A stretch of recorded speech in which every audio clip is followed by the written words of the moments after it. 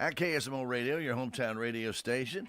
And it's time for us to sit down and find out some information about our community garden. And Mr. Tom Haynes is with us. Good to have you, brother. Good morning. How are you on this cool morning? It's not what community garden weather is supposed to be like. No. I've got all my seedlings brought inside for the last couple of days. They need the sunlight, but they can't take this temperature. No, this is some pretty cool stuff. But as we were talking before we kind of came on the air, though, Tom, we're not in 2 feet or 3 feet of snow either, like true. they are up in New York. And man, oh man, that's just that's almost unheard of up that way. But hey, weather's weather, and you just never know when you're going to get it. Hey, we've been subject to those big 2 feet snows here in Missouri. We've had them before in February, so I know I had to shovel one time, and it was not fun. Yeah, I remember when I first came here, we had a big snow, and everyone in the office was running around, we're going to close. And, of course, coming from Michigan, I'm like, no. And then my daughter got stuck. I had to go get her, and I barely get back into my driveway, and I said, okay, I see what they're talking about now. I should have closed the office.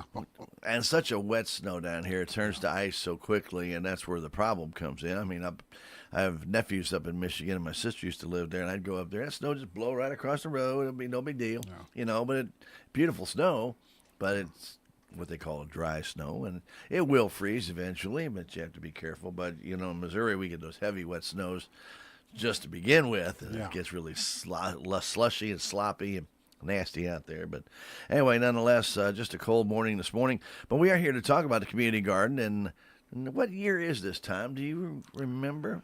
Oh, my gosh. No, I remember the young man who came here and built those. I know. He was with the extension. Yeah. Nice guy. Yeah, and Dave Massengale, he drafted me to help him do that. And that was a long time ago. 20 years ago, about, maybe. Could have been. I think it was right around 2000. I'll have to ask Sarah and Dave, see if they remember. There you go. Anyway, but it's been here a while. Yeah. It's been here a while. We've had some work done on them. We now have some handicapped accessible beds and things of that nature. So there have been and wheelchair accessible beds. Right. Yeah. Okay. And so we have made improvements to the community garden over years. Yes. And of course, the big thing is, participation has dropped over the years. And to be quite honest, I'm scratching my head. I can't figure out why. But yes, so that's the sad part. So. And here's the thing about the community garden, Tom, and you can correct me if I'm wrong. You get a 4-foot by 10-foot plot you can get it through you or get it through the extension, free. Yep. And I did not lie. It's free. And all your tools are there. Your water's there. The one thing about our community garden is the plot you plant is yours. It's not the type of community garden where people can come in and anybody can harvest out of it. No. Your plot is your plot. We do have some rules and regulations, like we ask you not to grow things like vining plants that will go into the next person's plot, But of course that makes sense. But the things you grow are yours. And if you want to give them away, that's your business. Sure. But in this time where people like to have their own homegrown food or want to know where their food is coming from, and Tom, this is exactly what we're talking about. You have a 4-foot by 10-foot plot free. You can get additional plots. It'll be a slight charge. But you get this. You can put whatever you want. Grow your own lettuce, radish. Grow your own salad bar right there. Yep. Literally. Yep. And can it if you want. Right. Dry it if you want. It's... And the thing about knowing where your food comes from and how it's prepared, we've kind of lost sight of that because industry, they're more interested in shelf life. Yes. The longer they can keep it on the shelf, the more time it has to sell. And so, like eggs, I mean, we don't grow eggs there, but can you tell me grow eggs. Can you tell me how old those eggs really are? No idea. And then the wax that they put on a lot of your fruits and things because they don't want them to dry out, Right. When it's coming out of the garden, it's fresh. It's there. You didn't put, it's organic because, we don't allow pesticides and herbicides. And you know that. And if you were to go to the farmer's market or any other place that's selling those products, you're going to pay an arm and a leg. And this way you're getting fresh, premium quality vegetables. And people, and not to get away from our community garden, but you do it. You're at the farmers market all the time. I know you're a good honey guy over there. A lot of people don't. If they don't know, Tom Haynes is some of the best honey around. Plug, ching ching, Thank free. And he's at the farmers market. Are you there every Saturday? When the official season starts up, I will be, yes. But right now, only the folks that want to brave this cold are there, yes. Yeah, it's a little early. Yeah. I didn't think the farmers market used to get started till March. The last couple of years, they've been going all year long. Okay. Yes. We have several vendors, the Duns, the Mast. I can't remember the others. They are there. There's about 5 or 6 vendors that are there. You swing on by during real cold weather. They will move into the Arts Center. But yes, they're active. All right. Well, anyway, you have a great farmers market here, so don't forget to take advantage of that. So if you obviously want to put something in your community garden that you don't want to have to take up that space, there's a lot of options over at our local farmers market that's grown right here too. Yeah. And, I have to put in a plug in for the Methodist Church. Absolutely. And Pastor Barry. Those are the folks who, over the decades, have been very generous and, getting us the water that we needed, providing the land that we needed, the storage that's needed. They are very, very generous. And so I want to put a special thanks out for them for providing that. Absolutely. So let's talk a little bit about the community garden itself. So you got 4 by 10-foot plots. You can, as you mentioned, you can grow virtually anything in there. There are a few exceptions, like vining plants, pumpkins, obviously.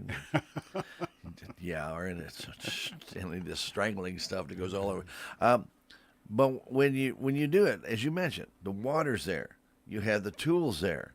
You have the expertise there. There's people like yourself, Charlie Grimm, other master gardeners are there to answer questions. If you have questions, maybe you don't. Maybe you're an expert gardener. I am not. I grow things with a brown thumb. Everything I touch dies. But some people are blessed with that opportunity to help people along with their gardening. And then you're going to and they'll teach you how to maximize what you put in your garden. Maybe better places for this crop. Put that row over here, put this over here. Hey, these people have done this for a long time, and you guys are really good at answering those questions. And then, not to throw a little bit of extra butter on the popcorn, but we're going to do it. You guys will bring in specialists occasionally for classes if there's enough interest in somebody wanting to find out about maybe a special type of gardening, maybe a milk jug gardening or something of that nature. If there's questions, enough people are interested, you guys will hold a class. Yes, we're associated with Extension, and they have experts in these fields. We have actually a bunch already signed up. We're going to have classes on pest control, container gardening, and that what you were talking about. Yeah. Water. We're going to have a class this year in water bath canning, where Rachel's going to come down and show you or teach us how to water bath salsa. So, and that will be, that actual class will be held at the Armory. Okay. And that date will be June the 18th. There is a fee for that. So, because all the canning and all of that's got to be brought in. Can't can without having the cans. Yeah, right? We're going to have a class on fall vegetable planting. August, we will not have a class because the state fair is going on. And so, but then in September, we're going to have a class on seed saving and my favorite, planting of garlic. Ooh, Yes. yeah, you do that. Yes, and then we're going to have Charlie Grimm come in on October and do cover crops, how to put your bed to sleep for the winter. My favorite class, like I said, is garlic, and because that's a fall crop. Most people don't know that. No, yeah, it is. And you're right, most people do not know that. Yeah. One of the neat things about these classes, besides the canning one, which is going to be held on a different location, these are held right at the community garden. Yes. And they're free. Yes. That's a good price. Oh, It's yeah. free plot, free classes.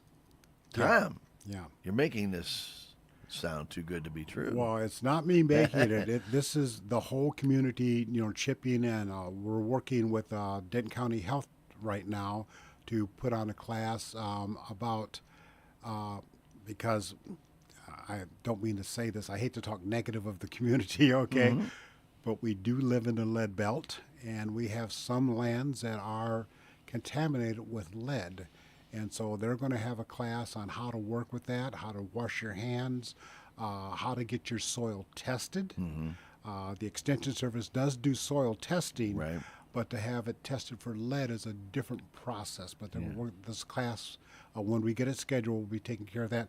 And all these classes are open to everyone. Sure. You do not have to have a plot in the community garden to participate in these classes. So if you have a class on container garden and I don't have a plot, I'm welcome to come up here and Yes. hear about it just like anybody else. Yes, yes. The whole purpose is to get that knowledge out to the community, and that's what it's all about. When you have these different options that people talk about, how many people, I mean, you've been in the community garden for, I don't know, almost since its inception, Yeah. probably. How many different types of people have you seen come out there with different types of gardening? I have seen a lot of people come out. It's it's all over. We've had young people come out. We've had people like myself, old people, come out. We've had people who may view themselves, or you may view them as very knowledgeable gardeners, but they're coming too because new knowledge is always coming out, especially through extension. Sure. That's the whole purpose of extension, is to experiment and do new things and find out what works better and what doesn't work better, and we can thank, I'm sorry, I got to put a plug in for Go this ahead. gentleman. You go ahead. There's a Missourian, his name escapes me, Peanuts. Help me out here, Stan. The master, What? George Washington Carver. Thank you. Oh, I thought Yeah. you meant the cartoon peanuts. No, I'm no, no, thinking, no, no, no. Loose, You know, Lucy. he's from Missouri, Oh, and yeah, his right. whole thing was about teaching people Oh, yeah. how to do better. When he came along, they did not have rotating your crops. They would plant No. one crop after another crop on top of each other. You're depleting your soils. You're creating an environment for your pests to thrive. Right. And George Washington Carver came and said, no, no, no, no. We need to rotate these things in and out, it's better for all when It that is, happens. and it maximizes your crop Exactly. by rotating. And so, and he was, that idea was kind of what kicked off Extension. And that's what Extension is all about, as I jokingly say, teaching those dumb farmers how to do things better, because knowledge is power. Sure. And we talk about it all the time when Extension holds programs, and this is an Extension program that, whether it be out at our Wardeck Farm or wherever, when you bring farmers together, or you bring ranchers together, or you bring any kind Gardeners of together. gardeners together, beekeepers together, whatever it might be, you talk to each other, and you might just learn something that they're doing that you never thought of, number one. Or number two, they may have come across something different that say, hey, I've tried this. Have you tried that? And then maybe you have tried it, and then they're just trying it for the first time, and you can say, yeah, I did this. I did it all wrong the first time, and by the time I figured it out 2 years later, I finally got it right. And you want to save that person that 2 years' time, Right. Yeah. not trying to get to that same conclusion or same result that you have. And that's what really it's all about. Farmers have done this for years. They share their ideas so that everybody wins. Yeah. And that's what Extension does too. Exactly. We several years ago had a class of an extension person put it on composting. Oh heck, I know how to compost, but I went, and lo and behold, she said something that just totally changed my whole view of the world. The fact that when you purchase hay or straw to cover your beds with, if that has been treated with a herbicide, you've just treated your soil when it decomposes into your soil. I never really thought about that. Yes. And I'm like, oh my gosh, I never thought about that. But then she went on and showed us how to test your straw to see if it has been treated or has that effect. And it's very simple. You chop it up really, really, really fine, soak it in a tea for several hours, save the water from that tea. You mix it up with your potting soil. You get 2 containers.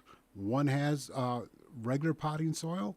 One has a potting soil that you mix the straw with. Put 10 seeds, bean seeds preferably, in each of the potting soils, and then watch them sprout.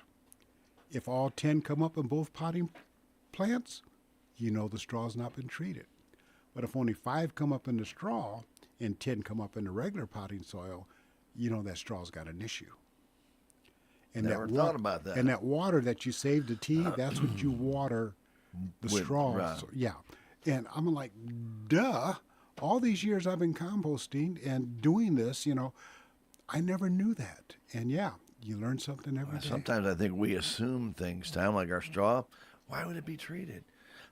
Yeah, they treat straw just like they treat vegetables and things for longevity. They want it to stick around for a long time. So, yeah, I never would have thought about that either. Yeah, and I was just totally amazed and happy I learned. And that's why these classes are held. There's different things that the University Extension learns every year, and we can go back, oh my gosh, back to the beginning of time when people started farming and putting in their own gardens. That if Johnny did it with the rows going toward the sun, Bobby doesn't do it against the sun, where it's going to be perpendicular to the sun. We want parallel because that's the way it's done and that's the way it works.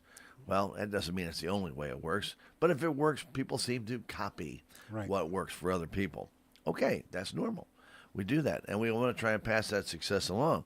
But just like what you're saying, if something new comes up, say all of a sudden they say, well, wait a minute, if you put it perpendicular to the sun and you have an angled bed where you get more sunlight on it than that one quick sunset, sunrise, maybe you'll get a better crop. Who knows? Right. These are the different type of things the Extension experiments with all the time. Yeah. And then they come to conclusions. They bring those conclusions to the gardeners, to the ranchers, to all kinds of different kind of farmers, including our conservationists with doing the tree work out there. These people get all kinds of information from our Extension to better or learn more and to save the trees, give them longer life, maybe make them more fruitful, make our vegetables produce more with the same amount of space. How many different things have we learned over the years on how to maximize the benefit of that plant? Yeah, and our gardening techniques, and container gardening. If you don't have a lot of space, yes, you can grow tomatoes. You can grow potatoes. Most people don't realize that about potatoes, but yeah, you can container grow potatoes. And if you have any questions or you want to see a certain class, just ask us. We'll be glad to do that. They can call me directly at area code 573-247-7952, or they can call Extension directly at 573-729-3196. There they can get their applications to get their plot out at the community garden, or I can give them a plot. We're going to be laying everything out in March.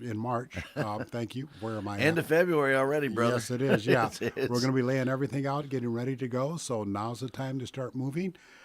Something happened last night. Sorry, Stan, I got to jump in. No, you jump in. I'm at a SACPA meeting last night, and it turns out that Walmart gave a ton of seeds to the ONCRC.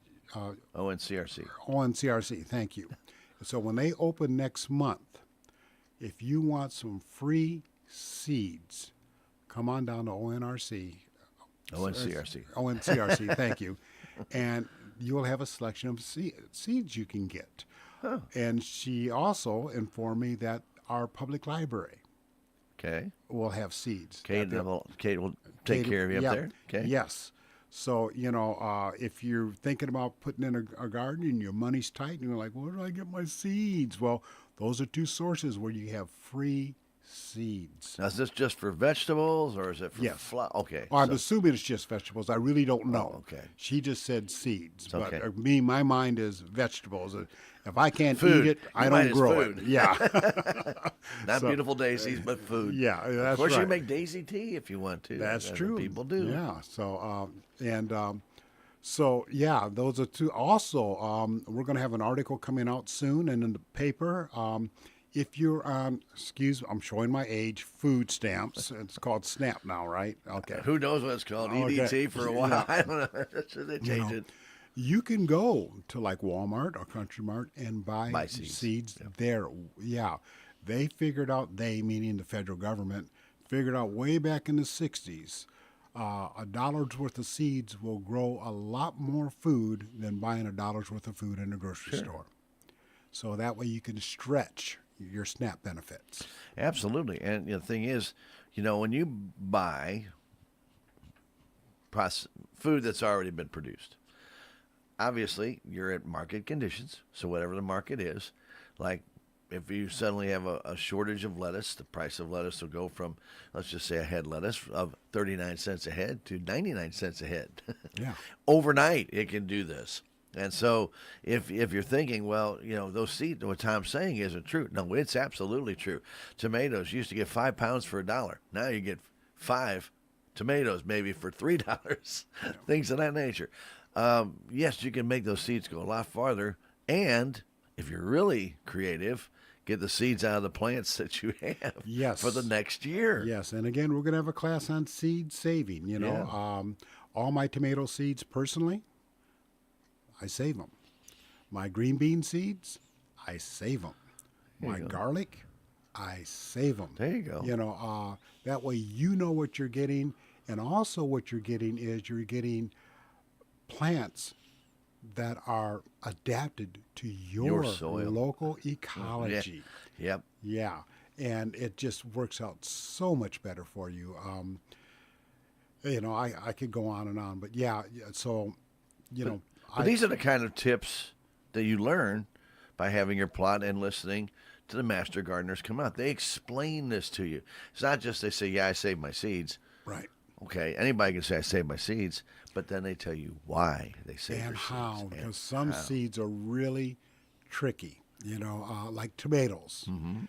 You have to scrape the tomatoes out, the tomato seeds out, Sure. put them in a glass of water, let it sit and start to ferment, if you will. All the good seeds fall to the bottom of the jar. All the bad seeds float to the top.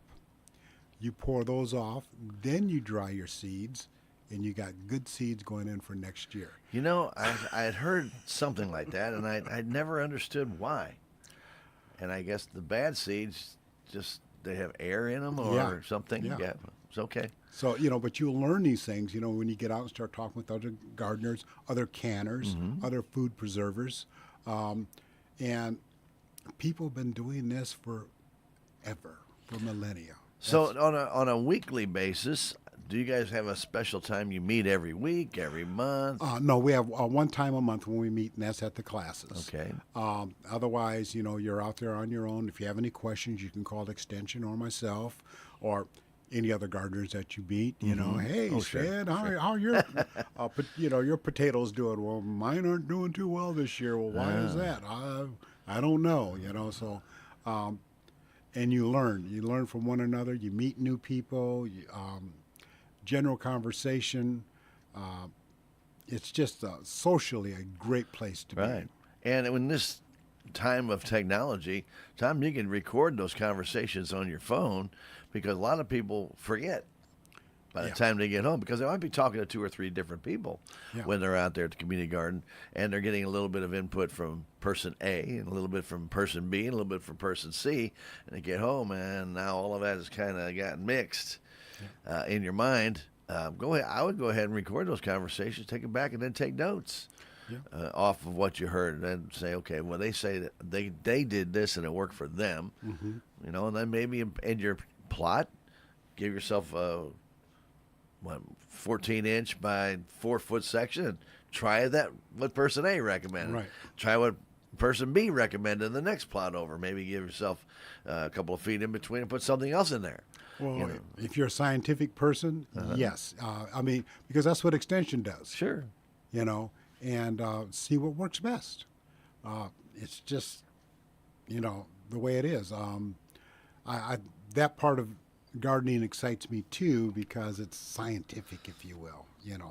Hey, I decided I'm going to use poles for my tomatoes instead of cages. Okay. Some people, have great success with poles. Yeah. Other people have great success with cages. Well, what works best for you and your type of tomato? Speaking of tomatoes, I'll share a story with you. When I lived in Virginia, I lived next door to an old order Mennonite. And this woman, Katie, she had the best garden you ever wanted to see, And I'm out there struggling, and I told her, I says, I would really like to, can tomatoes and make tomato sauce and things like that, but I don't have enough space to plant all those tomatoes. I just have 5 plants. She said, well, what you do is when you go to harvest your plants when they're ripe, if you only are going to use 2, and let's say you harvest 5, put the other 3 in the freezer. And you keep on doing that all season long. By the end of the season, you'll have a freezer full of tomatoes. So you have a batch to process. And one thing, so I started doing that. And my gosh, she was absolutely correct. Also, you don't have to blanch your tomatoes in hot water to get the skins off. Right. The temperature difference between normal temperature water and tomato is enough for the skins to come off. Yep. And to this day, I just think that I met that woman and she taught me this, because I would have never thought of that. Usually when you think of making, spaghetti sauce, I need a ton of tomatoes, well, if you save them all season long, you have your ton of tomatoes. Or when people say, I have all my tomatoes being ripe right now, what do I do with them? Freeze them. Yeah. Oh, well, that's another thing. Yeah. Determinate and indeterminate tomatoes. Right. Determinate tomatoes, they're going to produce at one shot. Yep. Indeterminate, they're going to produce all season long. Yeah, all summer long. And it's learning those things. Into fall, as a matter of fact. Yeah. And the warmer states, and we have experienced here, exceptionally long, I'll say, Indian summers, to where we've been able to produce up into November now, in some cases. Yeah. So, yeah, you've got a long season starting in March to November. That's like 8 months. And at the farmer's market, I'll have people come down, do you have any green tomatoes? No, I don't. Well, guess what? If you plant your own tomatoes and you want to do green tomatoes, Sure. you got them. You got one. And it's one of the beauties about the community garden too, is if you are there and you're working with other people and talking to them, and maybe you see somebody that's growing a tomato and you love the way that tomato looks, if you want to talk them into giving you a couple of green tomatoes, trading off, absolutely. I've got these beautiful carrots. Would you like to trade a couple of those beautiful green tomatoes for 4 of my beautiful carrots? Yeah. So, it's just a great opportunity. We want people to come out, take advantage of it, have a good time while you're doing it, and also learn from the classes that are being offered, or maybe even things you could teach other people. Sure, absolutely. And Tom, the nice thing about these beds is you take care of them. You have the master gardeners out there, so you can always work with them and make sure your soil's in good shape, make sure that what you're planting is going to be growing. If you got questions as to why it's not growing, they are there to help you. Right. And the thing is too, because these beds are there and they're not in your backyard where you don't know what's in that earth, and maybe you don't want to go get a soil test for your backyard, or maybe there's no room, or maybe you don't have a backyard. Yeah. Whatever the case might be, you have got not only a good plot, 4x10, that's going to be quality, that you can grow in, but also you're going to have the expertise around you. Yes. So you're not going to be on your own. Yeah, it may not be as convenient as walking out your back door and walking 10 feet and then taking care of your garden, but you may not have any raccoons or critters or deer also back Well, there as well. I can't promise that. We do have deer that No, no, wander no, no, through. no. I meant in Okay. your own backyard. Oh, okay, I mean, your okay. own backyard where you walk out there. Yeah. Oh, you're not going to stop that from happening. You know, that's just part of it. Everything. You know, Yeah. cycle of life. You know, the neat thing about it is, though, Tom, is that out at the community garden, you get a chance to connect, and we talk about this in a lot of our interviews, and we talk about the youth essay for Intercounty. The connections you make can take you not just to that person, but to a person that they know, and Right. another person that they know. And if they don't have the answer, they say, well, you know, I got a friend that grows garlic, and he'll give you all the information you need. There you go. There's your connection. So you make a connection out at the community garden. Maybe find out about those plants that you can't grow out there at the community garden and say, hey, I want to grow those at my house. Right. No Yeah. problem. Or, like in my case, I grow pole beans. Why? Because at 73 years of age, it's rough being bent over walking down a row of beans. The pole beans, Yeah, I I hear can that. stand up and just pick them as I want them. But learning little tricks like that, it's just, it's a beautiful, beautiful way of enjoying life. It sure gardening. is. And it's peaceful. It's calming. It's relaxing. You know, it helps your blood pressure. Oh, yes. And it's quiet. Yeah. For the most part, it's pretty quiet. If you want to have a conversation with somebody, obviously. But for the most part, you're going to be out there. You may be out there all by yourself at times. And at other times, you're going to be out there with a collection. And then don't forget about the classes when you have an opportunity to sit there and spread the wealth of knowledge right Yeah, there. exactly. So, and I appreciate, the opportunity to come here and talk about this, let people know about it. Please, again, give us a call. Call me at area code 573-247-7952, or you can call the extension office at 573-729-3196. Get you lined up. You can get your own plot. If you do want an extra plot, it's only $10. And, plant whatever you want to plant, as long as it's not a sprawling plant. Right. And again, it's located at the Methodist Church here in town. In the backyard there's water available. There's all your tools are available. And it's just a great opportunity for you. And bring your kids out. Yeah. Bring your grandkids out. Now, I'll tell you, that's where I got hooked, was my grandmother. I'll tell you another story. She would always plant. And one year I said, Grandma, I want to plant a garden. So she got me some seeds, and we laid them all out with the string, and everything was in a line. And the next day I got out there with the rake, and I'm raking away. And my grandmother came out. She says, what are you doing? I said, I'm gardening, Gram. She said, boy, all you did was mix up all the seeds. So live and learn, Yeah. Yeah, my grandparents, when they moved out between Troy and Wentzville, they had a 28-acre farm. They had a garden that was 3/4 of an acre. Wow. It was huge. And guess, as the grandkids get to come up every weekend, and guess what we get to do? We get to weed that garden. Yep. Tomato plants, lettuce, carrots, pumpkins, watermelons, cantaloupes. Everything was in that garden, including a few snakes here and there. Yeah. But, it was the opportunity to go out there and actually work with your hands that my dad wanted us to learn. We had a little bit of a garden my dad had in the backyard. Of course, he was living in the city, and he had maybe about a 12 by 12 plot. That's it. Grew his tomatoes, a little bit of lettuce, some radishes. That's about all. But boy, we got out to Grandma's house and Grandpa's house, and here we got 14 rows of tomatoes. Yeah. I'm like, oh, Lord Almighty. And going to have to pick all those tomatoes and then going back and making sure that everything is weeded in between. I didn't like it at the time because I was a little kid. I always thought there was something better to do than to do that. But then when we sat down to eat dinner with that fresh salad coming right out of the garden that we picked, the fresh vegetables we had with the cantaloupe. My grandmother would cut that cantaloupe up, and it was just so good. Yeah. and you knew how much water they were using. You knew what they're growing it with, and they were out there every single day walking through that garden. They just loved their gardens, and then they ended up selling a lot of it, like there in the country, like you do on Highway 47.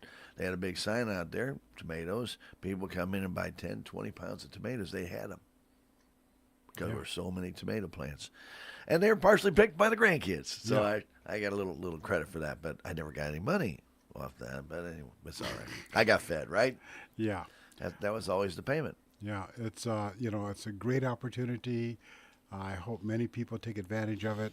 I will add that because we did not have a lot of success with gardeners last year, we are going to cut the size down because we got to keep it neat for the church. Sure, absolutely. They don't want a weeded mess, which is what we ended up with last year. I'll be honest. But if we get more people than what we think we're going to get, we've got more space to open up more plots. So don't let that discourage you from coming on out. Get an application, put your name in, and get started. And again, they can get their seeds, through their SNAP, right. Or they can get free seeds down at ONCRC. Thank you, or the library, or the public library. I've had a couple of people walk up offering to give us some plants, but I haven't finalized that yet. So, but yeah, the whole community is kicking in to see this thing continue. So it's a fantastic thing. Your plots are 4 feet by 10 feet. One plot is free. You can get more if you want to. Maybe if you're a parent and you want to teach your kids how to garden, you're going to garden in one plot and let the kids garden in another plot. Yeah, have a competition. Yeah, have them grow what they want to grow. And that's how we learn from each other. And from our grandparents and our parents. So. Yeah, just because you find things at the grocery store don't mean they were grown there. Not in a long shot. Yes, unfortunately. Yeah. So. But this is an opportunity. And again, community garden will get started. What's your first class? What's the date of your first class? The date of the first class will be, let me get my glasses back on again. Starting March the 21st, we're going to have what we're calling our volunteer cleanup day. Sure. And that's where we're going to lay all the beds out. Okay? And then officially, the garden is supposed to open on May the 4th. But once we get them laid out, if hey, I want to get started, we can get you started. Sure. Okay, sure. we just lay these dates and out. if you want to help with the cleanup. Exactly. Get a lay of the land out there. Exactly. We can use all the volunteers we can get because, there are some plots that won't be taken care of. Well, guess what? We still got to keep them maintained. Sure. Okay. You get a person like myself that loves growing garlic. I may not have any interest in starting mine until October. Sure. And fortunately or unfortunately, we haven't had any garlic gardeners come out because that's going to be a whole different head scratcher there. But some crops, you don't want to start till mid-season. Cabbage, you can start cabbage now, and in mid-season start it again for a fall harvest. Yes, you can do too. Yes. Yeah. So. Yeah. Some head lettuce is like that too. Depends on the type you have. Exactly. So you get more than one harvest out of every planting. Yeah. And then, of course, the container gardening, that will be May the 12th. The canning will be June the 18th. And July the 16th, we're going to have, make sure I'm doing this right, fall planting. Yes. September the 10th, seed saving and garlic planting. And then October the 15th, cover crops and the closing of the garden. So that's the schedule. I will get this published out in the newspaper so folks can see that. Or they can, call me and I can email it back to them. Sure. So if you want to, I'll go ahead and I'll give my email address. It's got a pen and paper. It's ready. 19 Ranger, RANGER, 84@gmail.com. And I can send a schedule to you, via the email. So, yeah, we're hoping people take advantage of this opportunity. All right. If you have any other questions, you can always call the extension 573-729-3196. Tom's already given you his number and his email if you want to get in touch with him. If you want to find out more about the community garden, feel free to get in touch with him. And if you want to meet out there and say, hey, let me see what you're talking about. Yeah. Tom will run out. He's in town all the time. Unfortunately. Still. But no, I mean, it's one of those things that if you're interested, there's never a bad time to go. Take a look at it, see it for yourself, and if you can, be out there and volunteer to help get that ready for the upcoming year. That's always a good process. It's a much needed process, and the more hands, the easier it is. Yep. No doubt about that. Buddy, we always appreciate you coming in and talking about it. I know we missed kind of Charlie, who had helped you out the last couple of years talking about our community garden. But, gang, not every community has a community garden. You know, Salem is very fortunate to have this, and it was put together by a young man whose name escapes me. And I thought of this the other day, and it came to me, and then now it's gone again. You know, it is that when you get older like that, it's a fleeting moment. You know? Well, especially when it was that long ago. Yeah, he was really a pretty good guy, though. I really appreciated him, and he was fun. He was funny, and boy, he had energy, and he built those gardens. He built that community garden and got everything lined out. I mean to tell you, he did a lot of work, and a tip of our cap to that young man, wherever he may be. I have no idea, but you know, people forget about stuff like that. You know, the who started it, how it got started, why it got started. It got started to help out people like yourself who may not have room for a garden at your house, people who live in apartments who have no room at all, right, and other people that may need to have that support group around them, because if things start to fail, we all know this time, if you go out and put your own garden in the backyard, till it all up, do everything you need to do, and it fails, you're not going to do it again the next year. Right. It's discouraging when that happens. Right. So this is a big support group, and these people will help each other out to make sure that you succeed. And that's where the Master Gardeners come in as well. Don't hesitate to ask them a question. Right. And if you want to become a Master Gardener, we are still connected with Charlie Grimm, and we can get you hooked up with that program also. Is that still being taught in Rolla? I believe so, yes. Yeah, okay. And Charlie he's actually the state president now. Wow. Yeah, he's really moving up the ranks. Yes, he is. Yes, he is. Well, is he going to be a national president? Knowing Charlie, he probably won't go there. So. Okay, very good. But again, this is a great opportunity, as Tom mentioned. Get the grandkids involved. Get your children involved. If you're hearing this for the first time about our community garden, it is an opportunity for you to check it out. If you want to drive back behind the United Methodist Church and check it out for yourself, you can.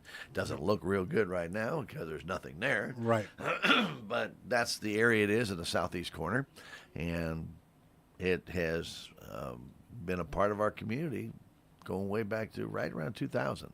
Yeah. Might have been a year before that, too. That's 25, 26 years. Yeah. Well, I came here in 2002, and I think it was around that time that, Dave told me, hey, come on out and help us do this. And we did. So, yeah, it's a long time. Yeah, it's been here, been a staple of our community. And, again, please utilize this because, as I mentioned, not all communities have a community garden. Right. Take advantage of it. Feel free. We're honored to have that here in Salem, and we're honored to have the assistance of the church, honored to have the great Master Gardeners who give their time, help out, try and make sure everybody can see. We're thankful the Extension has gotten involved with it to provide expertise and classes for people to learn more and maybe answer other questions that maybe they didn't even have until they came out to the community garden. And this year we have Denton County Health. They're kicking in. They'll be out there helping us and helping with other things. Like I said, they want to put on a class on, should you have your own garden and you're concerned about lead in your soil, how to work with that. Sure. So I'm really appreciative of that happening too. So. Never even thought about the lead tailings here and how that could affect gardens. Because when trucks came by for years and years, that dust would come off the trucks. Oh, yeah. Oh, yes. Never, and I never thought about that, how that would get into the soil. I mean, I knew how it got in the soil, but how it would affect growing? I never thought about that. Or your consumption of lead, yeah. It's that is something we're blessed with and cursed with at the same time. You know, lead is a mineral that is definitely needed by humanity, but on the other hand, it can be too bad. Yeah, it can be. Well, brother, I appreciate it. Okay. Tom Haynes from, well, Master Gardener itself. He is going to kind of be your contact person this year. So if you have any questions, again, Tom, one more time, we'll give that number out for you. My phone number is area code 573-247-7952, and you can contact me by email at 19ranger84@gmail.com. Sounds like you became a ranger in 1984. I'm guessing. That's when I started working for the Forest Service. There you go. That is correct. Okay. Well, very good. So, I sometimes figure things out that way. Always appreciate you, my friend. And let's have a good season this year. Thank you, Stan.